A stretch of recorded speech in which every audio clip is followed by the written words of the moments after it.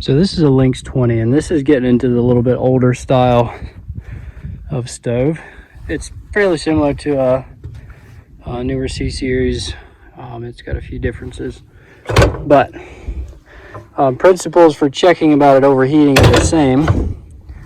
So back in the back here, the damper setup is different than a C-Series. So the damper on these sits directly on top of the fan, and it just lifts and closes.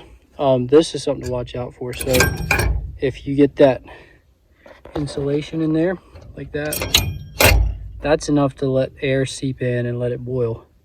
So if you're messing around in the back of a stove and it has this kind of a damper, just make sure to keep that insulation clear from where that damper sits down on the fan. If this is overheating and your door gaskets have been checked, some places to check are, if this fan has been replaced, this little ring on top here will have some screws on it. And if those screws are not taken out, they'll hold this damper up about 1/8 of an inch, and that'll make it boil. Another thing that I've seen is that this cotter pin can break, and it can actually, this damper can just come off and get moved to one side a little bit and just have a continuous airflow through there.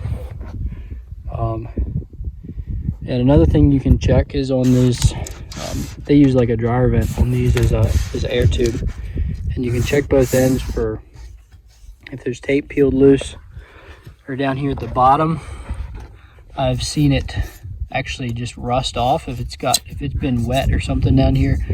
I've seen these corrode off and actually just fall off sometimes. So that's a place to check. Check the connections on both ends of this.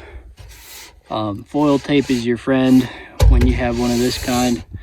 And also, these are not that tough, so if something hard pokes it, it can get a hole in this duct here. So just check that over for air leaks if you have this style of stove.